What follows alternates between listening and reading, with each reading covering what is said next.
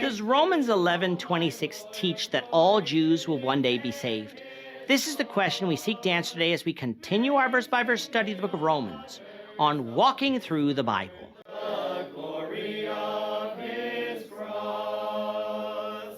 Today we're going to be discussing Romans chapter 11, verses 25 to 36. But before we do that, let's read this passage. If you have a Bible with you, turn to Romans chapter 11, verse 25. But if you don't have a Bible, don't worry. Just follow along with us on the screen. The version that we'll be reading from is the New King James Version. So, Romans chapter 11, beginning at verse 25. For I do not desire, brethren, that you should be ignorant of this mystery, lest you should be wise in your own opinion, that blindness in part has happened to Israel until the fullness of the Gentiles has come in. And so all Israel will be saved, as it is written, the deliverer will come out of Zion, he will turn away the ungodliness from Jacob. For this is my covenant with them, when I take away their sins. Concerning the gospel, they are enemies for your sake, but concerning the election, they are beloved for the sake of the fathers. For the gifts and the calling of God are irrevocable. For as you were once disobedient to God, yet have now obtained mercy through their disobedience, even so these also have now been disobedient, that through the mercy shown you, they also may obtain mercy. For God has committed them all to disobedience, that he might have mercy on all.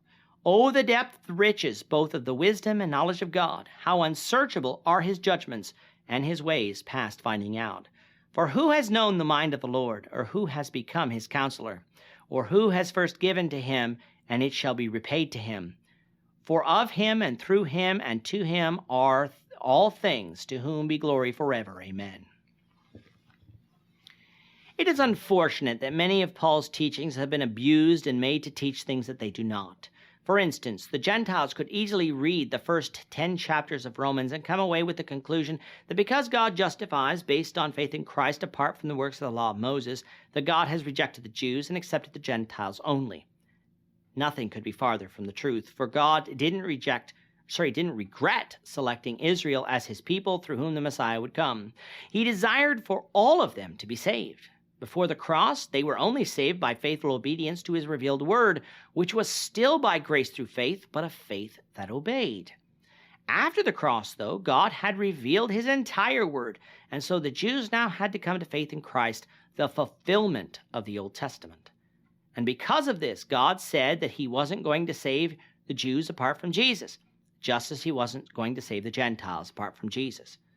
But there's also something else taught from Romans, from here in chapter 11, something that is taught by a lot of people today that is equally twisting Paul's words to mean something that Paul doesn't, which is that before the coming of Christ, all Jews will be saved. Now, admittedly, those who hold this view often preface this by saying that Paul doesn't mean literally every Jewish person by blood, but that the Jewish nation in general would turn to Christ and be saved before the coming of Christ. But is that what this passage is teaching?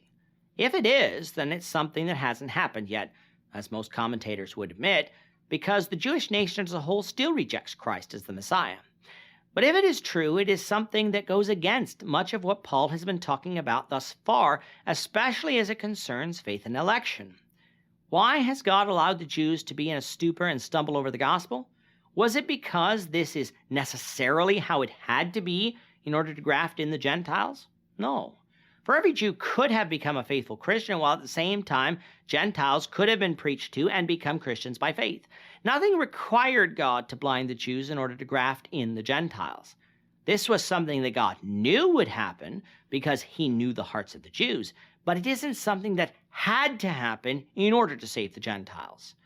The fact remains, though, the Jews who didn't come to Christ were blinded because they rejected Christ, and this rejection did lead to a blessing on the Gentiles, for it allowed the gospel to be heavily focused on them.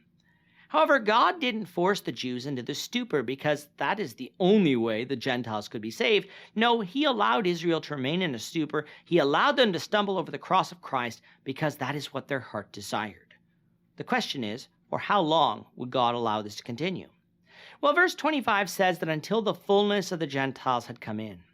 This is where a lot of the confusion comes from. What is the fullness of the Gentiles? Or more specifically, when is the fullness of the Gentiles? Well, even though the answer might not be so clear, Let's remember that a similar phrase was used in Luke 21, verse 24, when referring to the destruction of Jerusalem.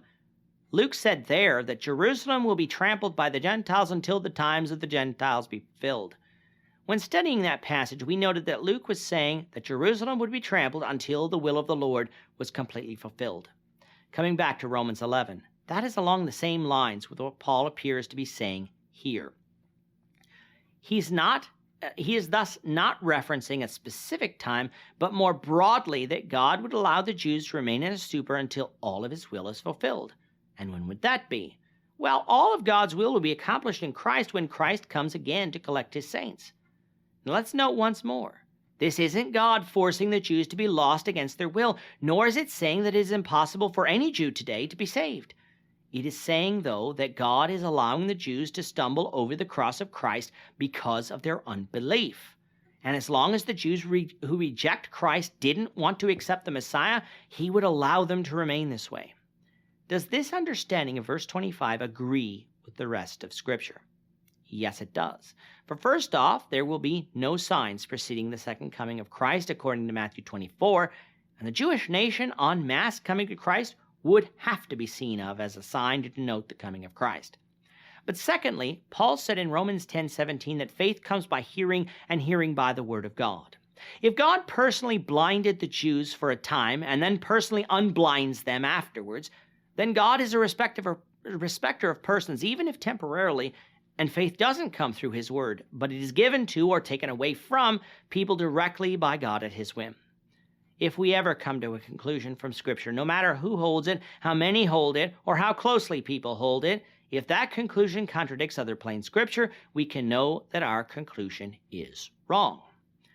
So if our understanding of verse 25 is correct, and the fullness of the Gentiles is simply the completion of God's will, what then do we make of Paul's statement in verse 26 and onwards that all Israel will be saved, with Paul going on to refer to Isaiah 59:20 and 21, which speaks of a deliverer coming out of Zion who will turn away the ungodliness from Jacob, making a covenant with them when he takes away their sins? What do we make of that? Well, it can't possibly mean that every physical Jew would one day be saved, for that wasn't even true under the Old Covenant. Think of Ahab and Jezebel. To better understand this, let's back up to verses 16 to 24 and look again at Paul's use of the olive tree. The cultivated tree, who were the original branches? They were the Jews, but more specifically, they were the faithful Jews in the Old Testament, the ones who would be saved by faith in God, for the unfaithful Jews were cut off from the olive tree. Who were the grafted branches? The Gentiles who came to faith in God and after the cross, meaning those who came to faith in Christ. How did the original branches avoid being cut off?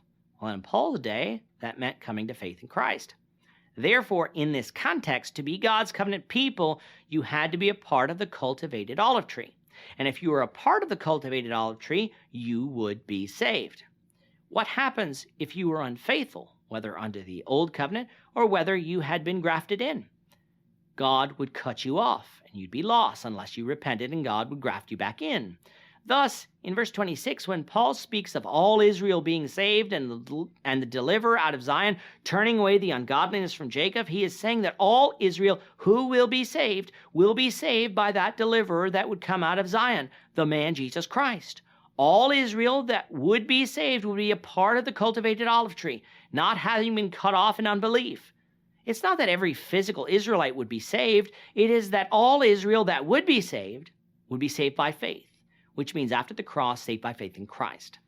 Understanding verses 26 and 27 this way fits with the overall context of what Paul has been talking about and doesn't contradict any of Paul's message earlier on in the book of Romans about faith coming by hearing and hearing by the word of God. The physical nation of Israel, on the whole, in verse 28, had become enemies of the gospel through their unbelief, something that resulted in a blessing on the Gentiles that obeyed the gospel through their own faith in God. Concerning election, though, concerning the way that God chose to save man through Christ, discussed in chapter 9, the physical nation of Israel stands in favor as the chosen people of God through whom Christ came. In other words, God wasn't going to erase from history the fact that Jesus came through the Jews simply because many of the Jews had rejected the Messiah. Nor was he going to give up on them by refusing to save them in Christ. But just as the Gentiles were once disobedient and had obtained mercy through Christ, so too could the Jews who were at present disobedient. But that's the key, that mercy would come the same way, through Christ. So, just as the rejection of the gospel by the Jews resulted in a blessing on the Gentiles who became Christians, for the gospel went first to the Jews and then to the Gentiles, the acceptance of the gospel by these Gentiles could also turn around and be a blessing on those Jews who would later come to their senses and come to faith in Christ. In all of this, how God saved both Jew and Gentile by grace through faith in Christ shows us the depth of the riches both of the wisdom and knowledge of God. Nobody advised God on how to save man. Nobody gave God any pointers on how best to do it. God did it all on his own and by his own power, for of him and through him and to him are all things, and so all the glory belongs to him forever because of his abundant mercy that is able to save all through faith. The whole point of this section, then, is to conclude Paul's revelation of the mystery that had been hidden from man through the ages, which is how God would save the whole world, both Jew and Gentile, through faith in Christ, so that neither Jew or Gentile would be ignorant of it, and so that neither would become wise in their own opinions, thus leading to a division among Jewish and Gentile Christians. And so, with the close of chapter 11, we come to the end of the heavy doctrinal portion of the book of Romans. If your head is spinning a little, you're not alone, for there's a lot of meat for us to chew on from what we've learned over these past few weeks. But the book is not over. Knowing that God saved both Jew and Gentile by grace through faith in Christ, how should that cause Christians to behave, not only towards God, but towards each other? We'll begin covering that starting in chapter 12, something we'll do, the Lord willing, in the next lesson. With that, our time is up for today. The Lord willing, hope you'll join us for tomorrow's discussion of Romans chapter 12, verses 1 to 8, as we continue our walk through the Bible, one verse at a time. Thank you for watching today's episode. We hope that you found it edifying and ask that you not only subscribe to our channel and podcast, but that you like and share this episode among your friends, so that the saving gospel of Jesus Christ can go out to the whole world.